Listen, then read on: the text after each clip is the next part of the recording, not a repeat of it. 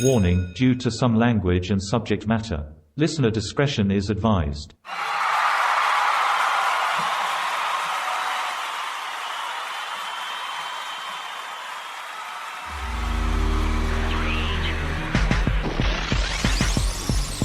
What does Pearl Jam, Green Day, 311, and yours truly all have in common? The answer is a storied venue located in Omaha, Nebraska, known as the Ranch Bowl Entertainment Center.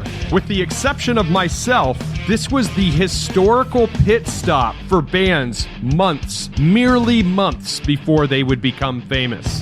This fantastic venue tragically shut down in 2005 and is now the home to Omaha's most centrally located Walmart. My next guests are making a highly anticipated documentary about this historical venue. Today, I'd like to welcome Jeff VanRoy and Austin Anderson. Ladies and gentlemen, this is Caught on the Mic. Jeff VanRoy, Austin Anderson, thank you for doing the podcast. Yeah, absolutely, man. So we are going to talk about what I refer to as the Forrest Gump of music venues. We're going to talk about the Ranch Bowl, and you guys have found yourself in an amazing new project in regards to that. So first off, I would love to give you guys an opportunity to introduce yourselves and tell our audience a little bit about who each of you are. Yeah, first off, what is you call it the Forrest Gump? Yeah. You got to explain this a little. Okay, so the Forrest Gump, like, you know, in the movie Forrest Gump, how he accidentally has all these little brushes with history? Yeah. The Ranch Bowl was like the building embodiment of that. Yeah.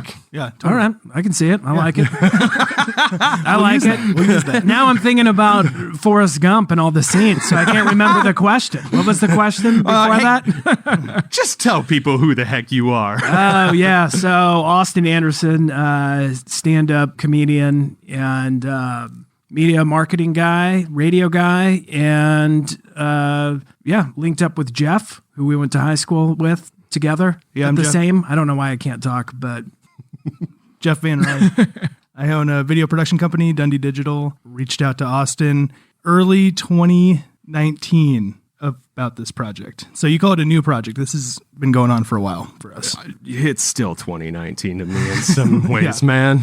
Yeah, took a year off. But yeah. Like, I swear, like, April was a year in and of itself, but the rest of this year has kind of flown by, in my perspective. Yeah, totally. Yeah, I agree, man. Like, I couldn't even believe it's December 8th. Absolutely. So let's pretend, just for a moment, that the audience has no idea what the Ranch Bowl is. Like, as far as our audience knows, it's something you dip hot wings into. So tell everybody a little bit about the Ranch Bowl. Give a brief overview. Yeah, so the Ranch Bowl was... oh, man, I don't even know, like a hub, in the middle of the country for music, which nobody would really, I don't know, it's so unusual just because of, you just think of flyover country in the middle of nowhere. But it was actually the perfect spot because it was central in the country. So you have all these bands that were traveling from Chicago to Denver and from Minneapolis to Kansas City, and they all stopped in the middle in Omaha because of Matt Markle at the Ranch Bowl. And, it started off as like, hey, we're going to try doing stand-up comedy. That didn't go over well. I think mom, yeah, she was like, why would anybody want to listen to someone tell jokes? I was like, yeah, why would they, Mom? And so that didn't go, and they started doing all this music, and then it just spiraled into 7 days a week. Music, like 3 to 4 bands, and then you have, like all these, you'd have like a local band that, is pretty polished, and then you'd have like a band like Incubus come through, and they would end up opening for like a local band, and then they would come through again, and they would have more weight behind them, and people knowing about them, so then they would end up headlining, and it was just a place where like Green Day was there, and, right, like when they released Dookie, Pearl Jam, with their album, Red Hot Chili Peppers, and the list goes on and on and on and on. What resonated with you guys personally that compelled you to want to make this documentary? It was our hangout. we hung out. Yeah. So we were late 90s, early 2000s. So real still exciting and a lot of bands going through there, but it wasn't kind of the heyday of mid-90s, early 90s that really defined it. So it just meant a lot to us. And then as we were talking about stories, Austin had another podcast that he was talking about 1019 The Edge, and the last moments on air with that, the Ranch Bowl got brought up, and I thought, man, this is an interesting story. And the deeper we dug, the more that came out of it. And beyond the the music venue, it was a bowling alley, it was a radio station, 93 K-Rock, it was a recording studio, yep. volleyball. Volleyball, yeah, the list goes on and on. So Two a bars. lot of people were going there not just to see bands too. It was pretty interesting. Right.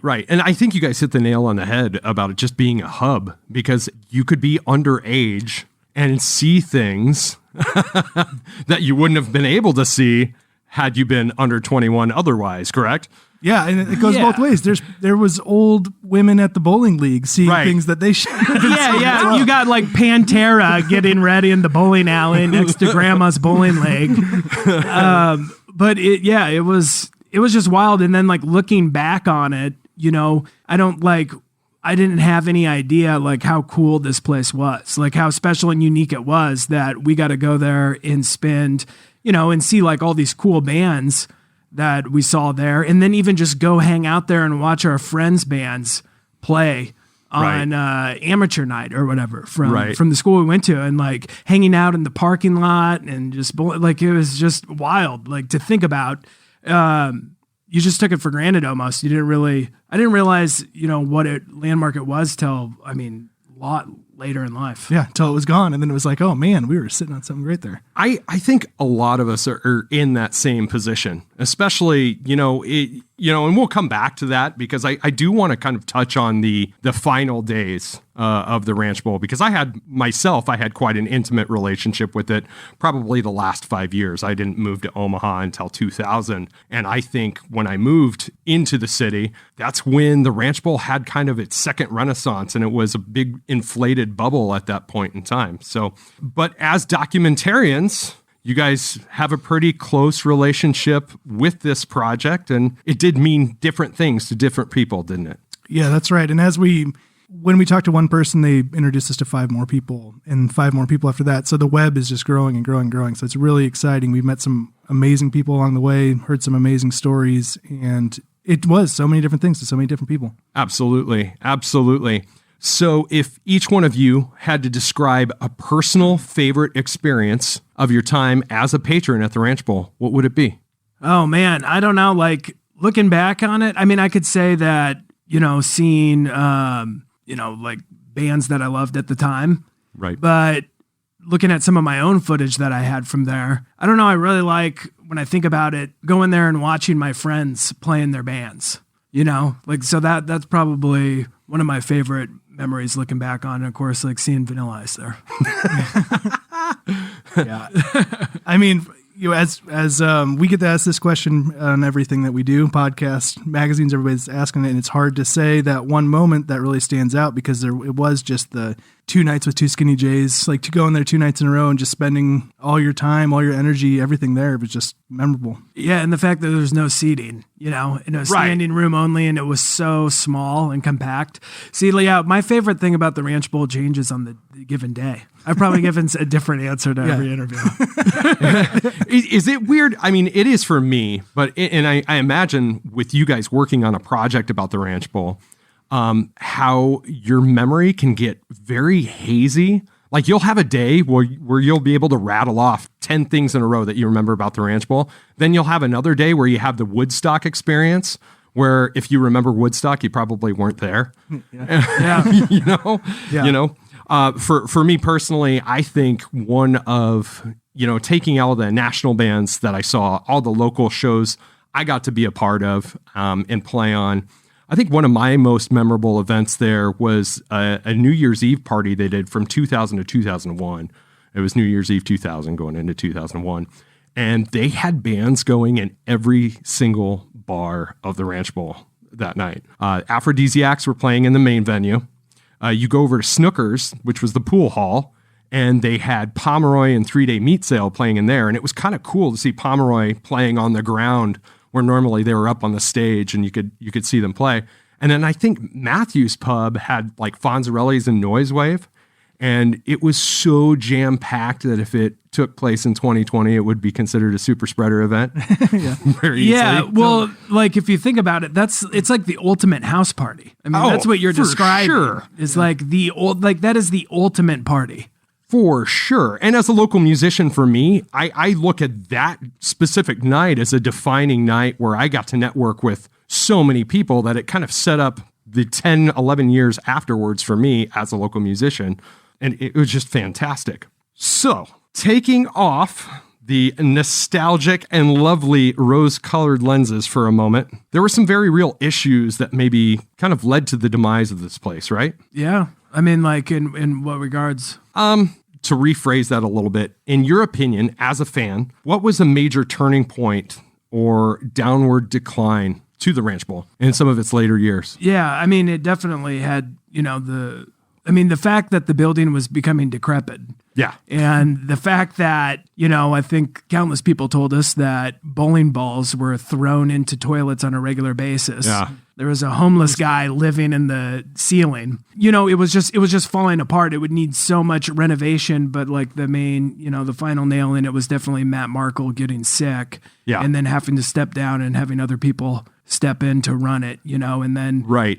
Because like he was the magic behind it. Like he was the one with all the contacts and that, had all these deals with the agents and everything that could get any band and bring any band in, and, once that went away, like no one could do what he did. I mean, the guy worked, they said that he even traveled, his wife told us, with 2 cell phones and a fax machine, which we always go, 2 cell phones and a fax machine, where it's at every time.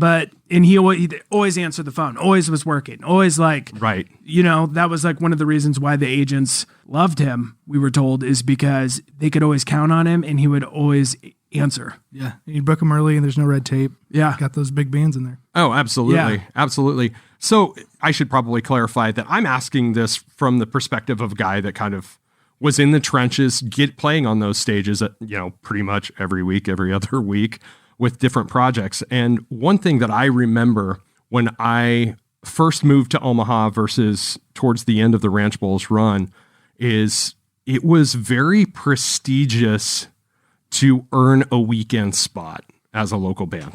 And you had to earn that spot. So normally you would kind of take some of the shit shows. You would play on a Tuesday night, play on a Wednesday night, prove your worth. And then if you were worthy, you got the Friday, Saturday billing. I would say as it got later, and this is at no disrespect to the guys that did end up taking over the booking, it was pretty much throwing a spaghetti noodle on the wall and hoping something stuck on a weekend, where it kind of became a thing where draw kind of superseded talent to a certain degree. Some of the other events that Matt Markle put on as an extension of the Ranch Bowl were some of the rock fests. And you guys want to talk about those at all? Or have Sweet Stock? Yeah. We didn't dive too deep in it. We heard a lot of stories about West Fair. We heard a lot of stories about Peony Park. We're not getting too deep into that because there's Ranch Bowls so vast. So that totally makes sense. we would let people just kind of graze that, share a few things, but we didn't ever dig deep on it. Yeah, those would be some deep cuts. There's some funny stories out of West Fair. Sure. Oh yeah. Yeah. I've got a few of those. I've got a few of those. Who are your favorite artists to interview for this documentary so far? Blue October. Yeah, Blue October, man. Yeah? He's hilarious. Dude, those guys are so good dudes. Yeah.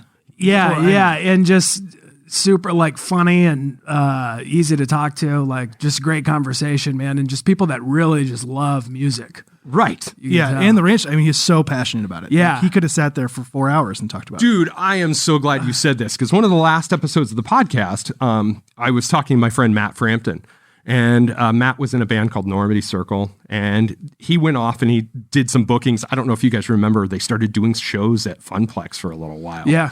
And we talked about Blue October, and I happened to just be at Funplex with an ex-girlfriend one day, and I saw the guys from Blue October there. And the crazy thing about those guys is if they meet you once, they know you. Yeah. They know you. Yeah. It was weird. They knew my name, the whole 9 yards, and I'm just bullshitting with them by the water slides, you know? Yeah. So I think that's what I enjoyed about it is their interview was so vivid. Like they just remembered it so well. And Yeah. other people are kind of Yeah, and it's crazy considering the amount of drugs that dude took it too at one Right? time. I'm like, Right? the one band that's like, you don't remember it. It's like, dude, Blue October remembers. Yeah. Have you seen his documentary? He has taken every drug. Yeah. And one of a Ranch Bowl show that I remember them being on, I remember them opening for Pomeroy. Oh, yeah? One time. Absolutely.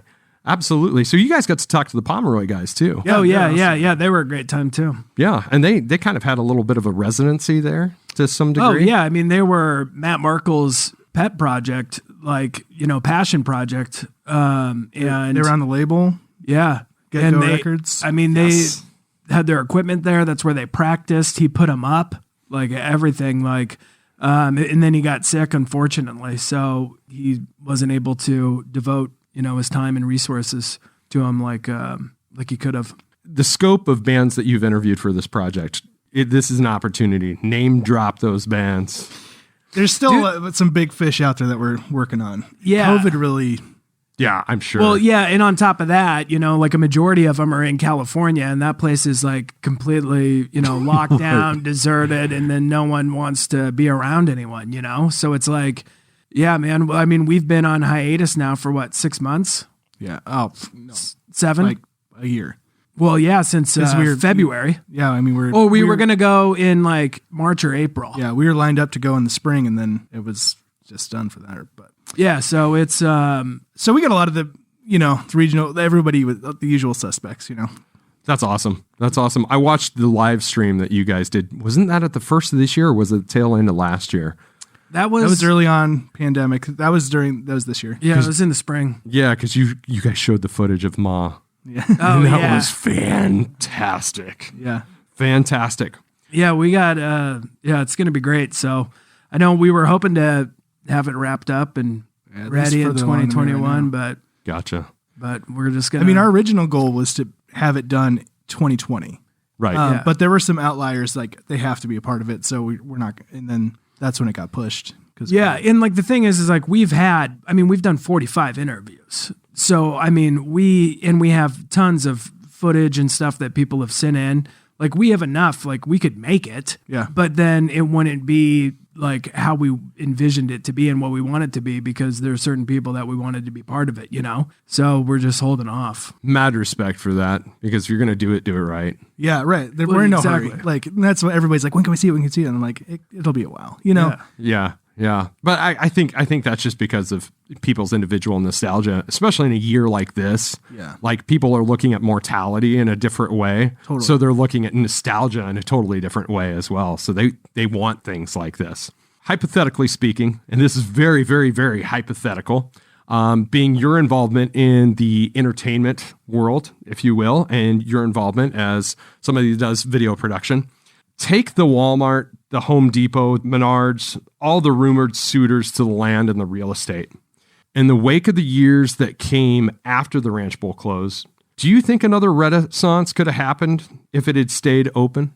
Based on what we've heard from people, probably not. Not in that building. Yeah, not in that area. That town. Yeah, the building was just like needed so much work. I mean, from what we heard, is like falling apart. So like, I don't think it could make a comeback. Yeah. I mean, I think it literally died. It died with Matt.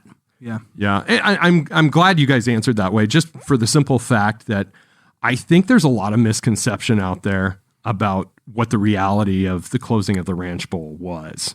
Now, there was kind of an attrition of business, which I've already mentioned, but in the same like it couldn't have ever been recreated to like the entertainment complex that we all kind of came to know and love. This one takes that same question a little bit further, but just from a more humorous standpoint. Given the socio-political climate we live in, and in the era of socio-political sensitivity, could a venue as unique as the Ranch Bowl exist today? No. Can anything exist? Yeah, no.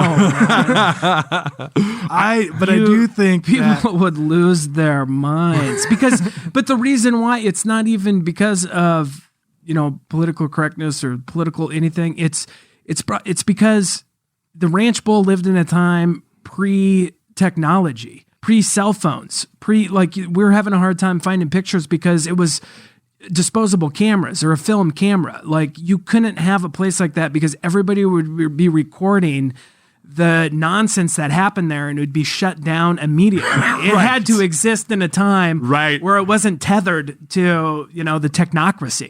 Oh, absolutely. Absolutely.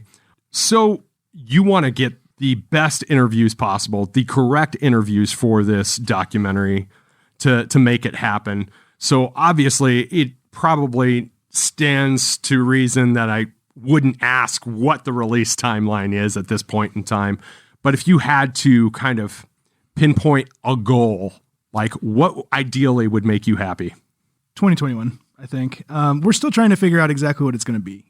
We have so much footage, so many interviews, so many aspects to the story. So we should be further along in the editing because of the whole shutdown, We should have just been sitting there editing, but we had other business to attend to. So once we get into that, I think I'll have a better idea of the exact timeline. But like you said, we have key interviews that we want to knock out, and it could be something where it even stretches out a little bit longer because once you talk to those people, they might say you have to talk to these people. You know what I mean? And that's how the whole process has gone, is like these people have to be a part of it. And that's what we've been doing. Because like we said in the beginning, this isn't our perspective of this. We were there for a few years out of many years, and we want to tell the best story that we can. Absolutely. So do you see this potentially being maybe a multi-chaptered movie or a small mini series? Because you could tell like a different story for every era of the Ranch Bowl to some degree. Yeah, we're playing around with the idea, just to be like, okay, this has to be an hour and a half minute, an hour and a half documentary, and that's it. And we're going to cut all this stuff out because of it. I just don't think that makes a lot of sense in the current landscape of how people consume media. And hey, well, I was just thinking about this. The Tom Petty documentary is 4 hours long. Yeah. And I watched the whole thing. Yeah, Something to think about. Right, we can make it 4 hours. And then premiere it at the Omaha Film Festival, the 4-hour movie. But that's a good, that leads to another good thing. Like, why would somebody, and this is just like complete subjectivity here. Why would somebody that's never heard of the Ranch Bowl want to watch a documentary about the Ranch Bowl? What's your big pitch? It's a fascinating story. And we're kind of toying around some things, but it is really, really a fascinating story. Yeah, it's just like, people that love music, and like the draw is just the bands that played there, and then also just like the vibe and the atmosphere. You know what I mean? It's just like projecting these people like this time existed, like something like this awesome transpired. And we're learning so much that we didn't know about this. Yeah. And I'm sure there's local band dudes, national band dudes that could tell you stories about hidden hallways, practice rooms. Yeah. Like if you love music and you're a fan of like live shows and stuff, I mean, it doesn't matter who you are, you would want to watch this movie. Right. And honestly, I don't want to pull the curtain back on your movie too much because I want people to see this. I want people to see what you are putting forth here. We'll probably cry when we show it because it'll be done. We'll just cry together. Bro, some of us that lived it are going to cry too. People will look back in the movie theater and see me and Jeff crying on each other's shoulders. Weeping. We'll just be weeping. Oh my God. Yeah, it's crazy. So has there been any certain story that you've been told that you're just like, this is far-fetched, this couldn't have happened, and then you've fact-checked it and it's been like, oh my God, this really I can't think of anything off the top of my head. I mean, there's some crazy stories, but you're all like, yeah, you're like that, there's nothing where like, oh, that doesn't sound like it happened. Like it's all like, oh yeah, that I foresaw that. Yeah. Anything could happen there for sure. Goldfinger recorded an EP there. Yep. Yeah, see, that's one of the bands that we have John to get. Feldman's definitely on our list. I'm sure. CeCe DeVille went in and jammed with, I think, the early incarnation of Secret Weapon. Yeah. I believe there, just on a random whim one day. Like, just crazy like things. Another guy, one of the guitarist from Kansas or something, Remember? Or Kansas came in. There was one band and they played they just were like, hey, can we play real quick? They were playing at like the Civic or something. Oh, yeah. And then they went in and just like jammed out to like the Winds of Change to like 10 people. And people are like, what is happening? And then I guess Prince did an after party there, like 2003, 2004. Yeah. That's just crazy shit. And he had he demanded that the whole place be decorated in purple. Yeah. Yeah. And I guess he spent most of his time there actually in the broken down arcade that was right in front of Snookers, from the way I've been told the story, at least. Like Prince throws a party, demands purple, and then plays Pac-Man all night. Pretty much. He doesn't look at anyone. That's pretty much what I heard. I've kind of got my own funny story that I'll just share with you guys. One of the bands I was in, and it was kind of towards the later days of the Ranch Bowl being open, they brought in a 90s one-hit wonder band, and I will not say who that band was. You have to. I want to know. I'll tell you off recording. So we were afforded the opportunity to open for them. These guys were dicks. Like, they were just such jerks, like totally big timed us. And so it was a band I was in, and I don't know if you guys know Chris Schramm. It was me and Chris Schramm. Yeah, I know Chris. Yeah, Chris Schramm, Ryan Murphy. Our band was Reagan era at the time. And so they big timed us. You know, they did their sound check. They went away. We did our sound check, and it was one of those situations where we had to set up all of our gear in front of their gear.